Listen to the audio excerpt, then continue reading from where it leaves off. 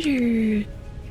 I'm going to show you what to look for to find hidden treasure in your Aloft world. I spent over 100 hours exploring every inch of every island in the first biome to figure out where all the secrets and treasure are located. I figured out the indicators, the pattern, and I'll help you find treasure too. Hello, my fine feathered friends. I'm Songbird. Welcome. Aloft is a feel-good, cozy survival game set in the clouds where you can transform any island into a flying ship and explore the vast skies. It's an indie game that launched a little over a month ago in early access. In this game, you get to explore a world of floating islands. Being in early access, more content is being added to it all the time, but just one example of the love and attention to detail that the developers have put into this game is that you can find these hidden treasures if you pay attention. This game is all about exploration and discovery, so I'm not going to spoil that for you by showing exact map locations for all these chests I found. Your world may be different anyway, as some of the islands are procedurally generated and may be in different places on your map. The biggest and most important islands are hand-built by the devs, but even the smaller ones can have treasures on them. What I'm going to be doing is showing you what to look for. So let's get going. So there's 5 main indicators that I've found. But make sure to stick around until the end because I just found out about another one that I didn't know about when I started making this video, so I added that as a bonus at the end. The first thing you will need to do to find treasure is make a dorkip. The dorkip, I know that's a goofy name, but that is a tool/weapon that was invented by the developers of this game. It is a combination hoe and spear. So you use it for gardening and farming, for digging, and you can also use it as a weapon. So to make a dorkip, you need to combine in the workbench 1 sharp stone, 2 wood, and 1 rope. That's it. And then just equip it in your hotbar and start poking anything that looks suspicious, pretty much. But here's a few of them. If you see an X drawn with small rocks, that is definitely an indicator of treasure. So poke the X and enjoy the results. Barely even looked suspicious there. There are also these just clusters of stones all over the place on the ground. Those are not what you're looking for. Usually if it's a cluster and not individually placed stones, it doesn't seem to be an indicator. But I do go around picking up those clusters of stones all the time because, well, for one thing, I never run out of stone or have to go and actually start hacking rocks with a pickaxe to get it because I always pick up so much. But also it's kind of trained me to keep my eyes on the ground a little bit and pay attention to the rocks, and that's how I spot most of these chests, is just because I was looking at the ground, I was scanning the ground looking for pebbles, and I noticed a strange pattern. Oh, and looky here. Looky what I found.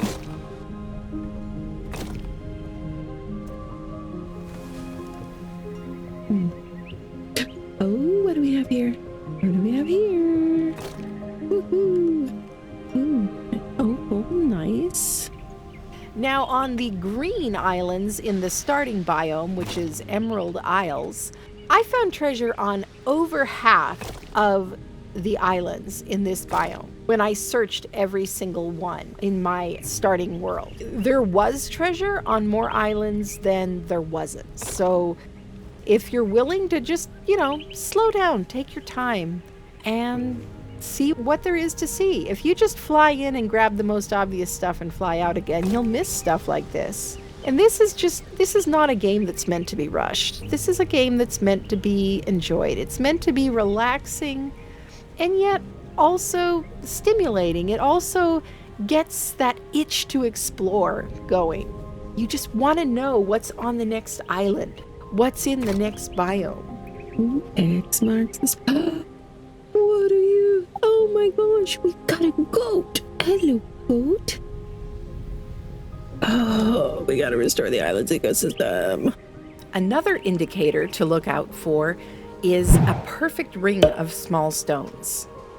Ah, now this is another way that they mark treasure. I've seen this a few times. Yay! Ooh, some blueberry loaf too. Oh, what have we here? This looks like a ring. Almost. Is this a ring? It is indeed. These treasure chests can be invaluable in both early and late game because they're a really good source of both rare crafting materials like hardstone and glasswort and opals. I believe that's the only way to find opals currently, which are extremely rare. And you can also get fungicide in these chests, which can be difficult to make earlier in the game. But if you find chests, fungicide is very common in the treasure chests. Most of them, it seems like, have at least one fungicide.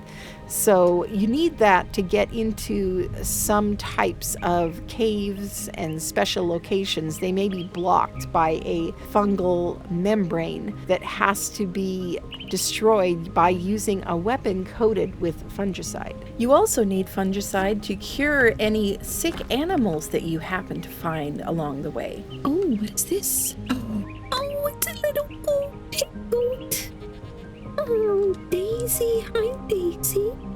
The next one can be a little harder to spot at first because it's got more possible variations, it seems. If you find one flower all by itself, usually it will be in a color that stands out from its surroundings and is very contrasting, or sometimes it's a plant that isn't native to the biome that you're in. But if you pay attention, they kind of stick out like a sore thumb if you know to look for them.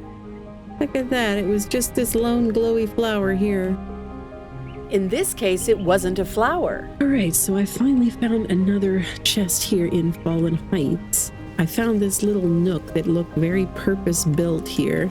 There's nothing else around here, and there was just this little alcove, this little cave-looking thing, but there was absolutely nothing here. Nothing harvestable, nothing at all. And so the lack of things to interact with made me think, maybe they're hiding something in here. And it had this one little green bush, and that was the only thing in that color. And this, my friends, is most definitely a chest.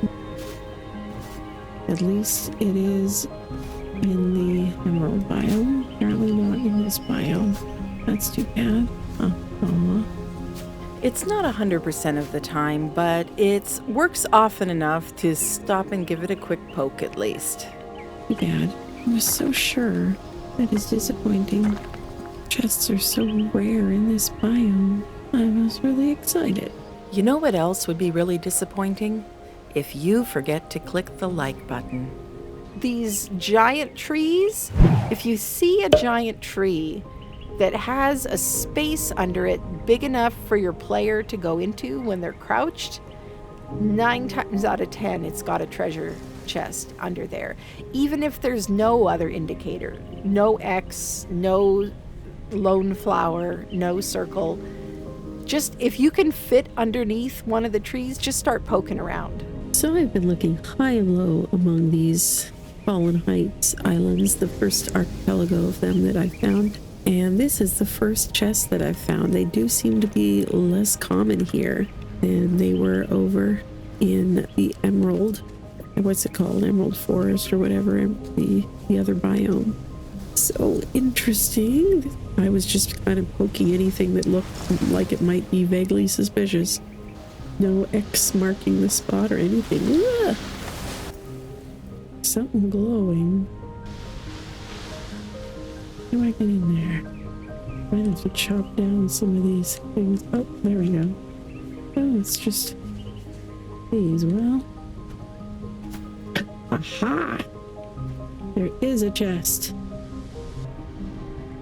Oh, wait, no, that's definitely a chest. Yes. This is one I've seen before.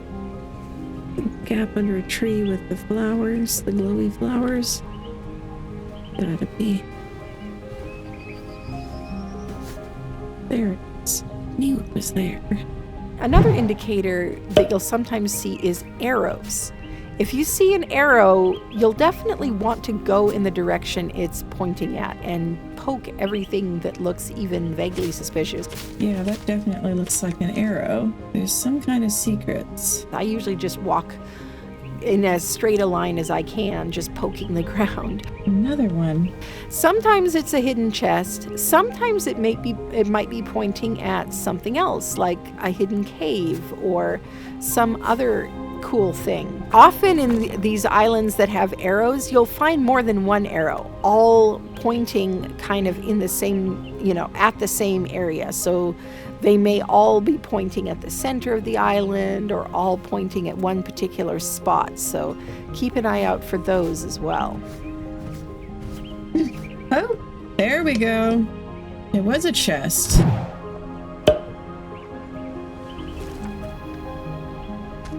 Now this, like 9 times out of 10, this is a treasure indicator. The 3 stone monoliths in a triangle like this. All big, all evenly spaced. Yep, there was a chest. When you find 3 monolith windstones like this that are like the same size, stab around in between them. Maybe you'll find a chest. And bonus, this is one I just learned about on the Aloft Discord not that long ago. So somebody in the Discord was saying that when you find crossed hatchets, like on a wall or something, a lot of times that's an indicator of treasure below them somewhere. I haven't had a chance to verify that for myself yet in game, but I did find this spot where there's these crossed ores. There's a whole bunch of other crossed ores around in the area as deco, but all the other ones, one of the ores is facing up and the other one is upside down.